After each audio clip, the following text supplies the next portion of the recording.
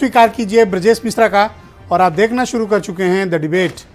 बहनों भाइयों, देश में चुनाव को 373 दिन बचे हैं, 373। और उत्तर प्रदेश किसी भी राजनीतिक दल के लिए बहुत बड़ी चुनौती है। और इस चुनौती को सबसे पहले स्ट्राइक करने कौन आ रहा है? भारतीय जनता पार्टी। सुनील बंसल ने 2 दिन उत्तर प्रदेश में रुककर उत्तर प्रदेश की उन 14 सीटों पर का एनालिसिस रिपोर्ट मंगवाई है जो बीजेपी पिछली बार 2019 में हार गई थी।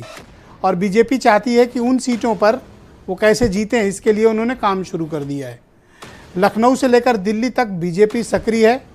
बूथवार, बूथ में फिर सेक्टरवार, फिर मुद्दे, फिर केंद्र सरकार के काम, राज्य सरकार के काम, अपने नेताओं की ड्यूटी और मुद्दों पर काम करना और माहौल बनाना बीजेपी ने शुरू कर दिया है। तो अब अगला सवाल है कि जब बीजेपी ये तैयारी कर रही है, रूलिंग पार्टी बिना एंटी इनकम्बेंसी से डरे हुए, तो विपक्ष की क्या तैयारी है बीजेपी को काउंटर करने के लिए, बीजेपी की राह रोकने के लिए क्या तैयारी है 80 सीटों पर? आज की हमारी चर्चा का मुख्य बिंदु यही है। बहनों भाइयों, उत्तर प्रदेश में भारतीय जनता पार्टी ने अपनी चुनावी तैयारी को बड़ा आकार देना शुरू कर दिया है। सुनील बंसल जो उत्तर प्रदेश से स्थानांतरित होकर राष्ट्रीय राजनीति में चले गए थे, उनको उत्तर प्रदेश की 14 उन सीटों के बारे में एनालिसिस करने के लिए लखनऊ भेजा गया जो पिछली बार बीजेपी हार गई थी। सुनील बंसल उत्तर प्रदेश में फिर से सक्रिय हो रहे हैं। सुनील बंसल का सक्रिय होना उत्तर प्रदेश की बीजेपी में फिर से उनके पुराने जो लॉयलिस्ट हैं उनको नई ऊर्जा दे रहा है। मसला इस बात का है कि सिर्फ सुनील बंसल ही नहीं बल्कि लखनऊ से लेकर दिल्ली तक भारतीय जनता पार्टी ने 373 दिन के बाद होने जा रहे राष्ट्रीय चुनाव की तैयारी भी बहुत ही ख़ास तरीके से कर रही है बीजेपी। क्योंकि इस बार बीजेपी चाहती है कि उसकी जीत की हैट्रिक लगे। तीसरी बार जीत कर भारतीय जनता पार्टी इस देश की राजनीति में एक इतिहास रचना चाहती है। बीजेपी के पास टीम है, मुद्दे हैं, तेवर है, सरकार के कामकाज हैं और विपक्ष का कमज़ोर होना बीजेपी की सबसे बड़ी ताकत है। बीजेपी की आगे बढ़ने का रास्ता ही है कि उन्होंने विपक्ष को इतना कमज़ोर कर दिया कि अब विपक्ष के पास बीजेपी को काउंटर करने का या स्ट्राइक करने का कोई रास्ता नहीं मिल रहा है। तैयारियों में बीजेपी कोई कमी नहीं करती, आप सब जानते हैं, उसको दोहराने की ज़रूरत नहीं है। वो पन्ना तक की तैयारी करते हैं, बूथ घर घर तैयारी करते हैं और इतनी तैयारी करते हैं कि हर वक्त तैयारी करते हैं और तैयारी ही तैयारी करते हैं। इतनी तैयारी कर लेते हैं कि तैयारी करने वाले परेशान कि आखिर कितनी तैयारी करनी है। यह है उनकी तैयारी। तो विपक्ष की क्या तैयारी है? किसी भी डेमोक्रेटिक देश में जब चुनाव होते हैं तो आमने सामने के होते हैं, तभी डेमोक्रेसी फर्टाइल होती है। विपक्ष का कमज़ोर होना ये किस बात का द्योतक है? विपक्ष का कमज़ोर होना और क्या बीजेपी को चुनौती देगा? मैं बात उत्तर प्रदेश की कर रहा हूं। मेरा core focus point Uttar Pradesh है। इन 80 सीटों पर अपोजिशन ने क्या तैयारी की है? अपोजिशन से मतलब उत्तर प्रदेश में आजकल समाजवादी पार्टी से। क्यों है? लास्ट असेंबली इलेक्शन में वर्टिकली डिवाइडेड था चुनाव between Bharatiya Janata party and Samajwadi party.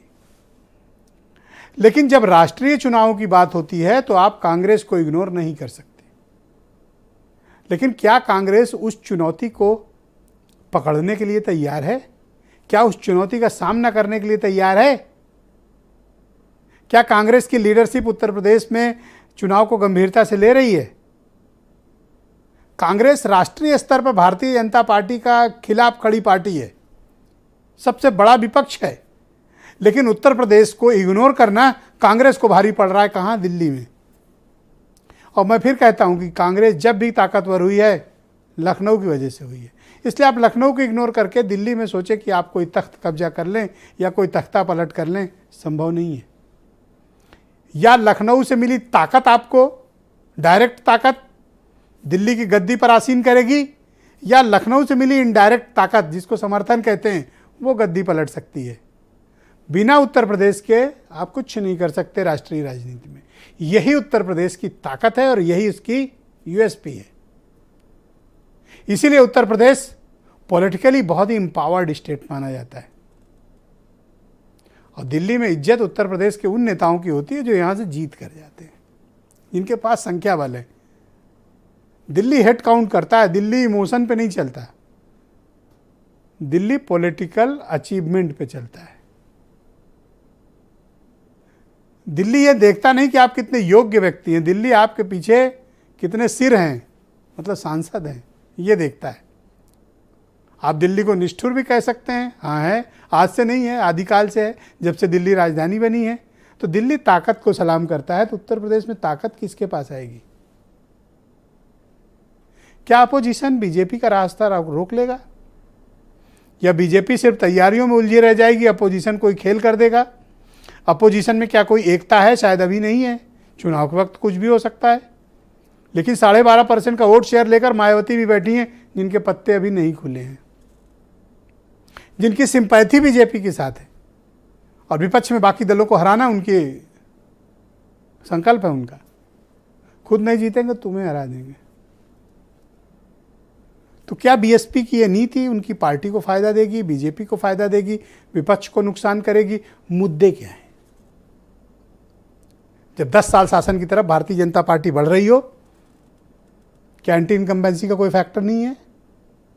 अगर है तो क्या शिक्षा, बेरोजगारी, महंगाई, किसान, जवान, रोजगार, महिलाएं, इंफ्रास्ट्रक्चर, काम धंधा, क्या ये मुद्दा नहीं है?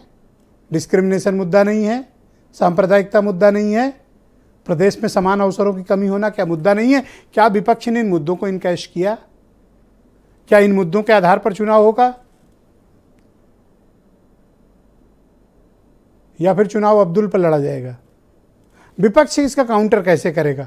जो narratives Bharatiya Janata party set करती है, विपक्ष उसका मुकाबला कैसे करेगा? जब तक आप विपक्षी पार्टियां मुकाबले के लिए खुद को तैयार नहीं करती हैं, एक भीषण संघर्ष के लिए खुद को तैयार नहीं करती हैं, कड़ी से कड़ी मेहनत से पीछे नहीं हटेंगी, तब तक बीजेपी का सामना नहीं कर सकते। ये बात हमारे उत्तर प्रदेश, चूंकि बहुत पॉलिटिकल स्टेट है, हर चौराहे का बच्चा बच्चा जानता है। जो मैं बता रहा हूँ कोई रिसर्च करके नहीं बता रहा हूँ, ना कोई रॉकेट साइंस बता रहा हूँ, ये आसानी से समझ में आने वाली बात है। और ऐसा नहीं कि कोई हम ही आप जानते हों, वो भी जानते हैं जो नहीं जानना चाहते हैं, ये जान के भी ऐसे पड़े हुए हैं, ना देखना नहीं है। क्यों नहीं देखना है? डेमोक्रेसी है, चुनाव लड़ना है तो ताकत के साथ लड़ना है, या सिर्फ लड़ने का प्रदर्शन करना है? आज की परिचर्चा हमारी इसी विषय पर केंद्रित है, बीजेपी की तैयारी बनाम विपक्ष की तैयारी, जब बचे हों 373 दिन। और आज की परिचर्चा इसी विषय पर केंद्रित है। राजेश चौधरी है मेरे साथ, भारतीय जनता पार्टी के प्रवक्ता भी हैं और एमएलए भी हैं। अनूप संडा समाजवादी